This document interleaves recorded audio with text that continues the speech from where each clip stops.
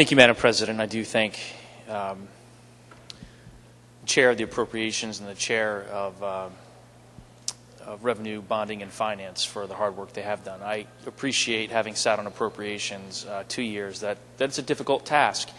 Unfortunately, it's a difficult task we made even harder 2 years ago when we passed a budget, which I think, unfortunately, leaves us in the situation we're in today. What we have before us, Madam President, doesn't solve what I see to be the most fundamental problem this state faces, and that's a spending problem. This budget still spends too much money. Madam President, for 2014, OFA estimates 3.6%, an additional 2.2% in 15, but that's only after you remove the Medicaid monies. When you put the increases in Medicaid back in, we're looking at, I think Senator France said, 8.8% over the biennium. That's a lot of money. But I think more problematic than the increase in spending is the faith that this budget breaks with the people of the state of Connecticut, a faith that was demonstrated overwhelmingly in the early 90s when the constitutional spending cap was passed by. We've heard 75%, we've heard 80%. Nonetheless, it's an overwhelming number. And I appreciate Senator Harp's argument that we haven't necessarily defined the terms that were to be defined when that constitutional amendment was passed. Nonetheless, shame on us. That was one of the very first bills I put in 2 years ago. I know Senator McLaughlin's been working on that for years. Shame on us. It's a problem we could fix this afternoon, should we have the will to do it. And with respect to the argument that all the other states aren't counting for 100% federally funded monies, I think it's hollow. And it's hollow for this very reason. You need to stop and take a look back and understand what were the rules when that constitutional spending cap was passed. How did we do it back then? How have we done it for the last 12 years? So if we're going to change the way we account for our expenditures, change the game, as it were, well, then I think we need to do it honestly and openly. And the only way I think that we could accomplish that is, going back to what Senator France said, is totally rebasing those numbers. And if you do that, Madam President, we're still $154.9 million over the spending cap. I don't intend to dive into the weeds of this budget, but I think there is one more macro section that bears highlighting, and that is borrowing $750 million, borrowing $750 million to allegedly become gap compliant. Now, I would argue that borrowing isn't going to accomplish the goal that we're saying it's going to accomplish. It might accomplish some unstated goals, but it's not going to get us gap compliant.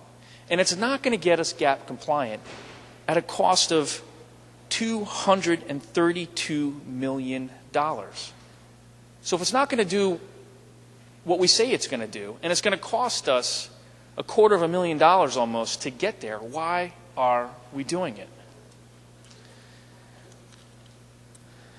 And I think, Madam President, it's probably important at this point to address some of what people out there have said with respect to why haven't the Republicans offered an alternative budget. Madam President, we have been offering alternatives for as long as I've been here, and I know a lot longer. In fact, there's probably a dozen amendments on bills before the Senate on our calendar that would include essentially switching from defined benefit to defined contribution plans. In fact, that amendment's probably second only to the ethics amendment on our calendar. We've been talking about fraud investigations. We've been talking about longevity pay suspensions for a long time. And in fact, not a week goes by in this building where you're not going to hear somebody mention it's time It's time to have private not-for-profits take over more of our social services. So we've been offering alternatives. And the alternatives we've been offering, any combination of them, would make this a better budget. More importantly, it would reform state government in a way that would protect the very people we're seeking to protect when we say pass a budget like this. For instance, those state employees who are currently relying on their pensions will have more of a chance of realizing that those promises are going to be there if we start shifting new state employees to 401k-like plans. Those people who are recipients of our social services will have more of an opportunity to continue those needed social services if we have private not-for-profits deliver them at a lower cost.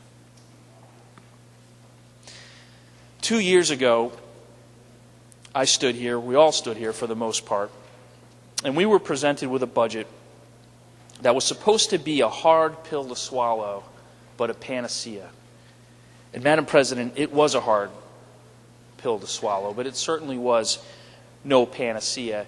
And I think for the most part, it's the reason why we're here today having just as difficult of a conversation as we had 2 years ago.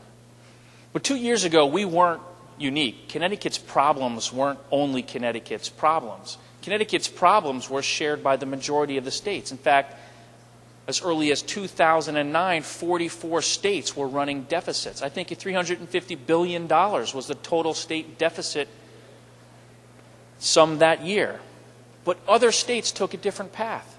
Other states didn't raise taxes by the largest tax increase in the history of their states.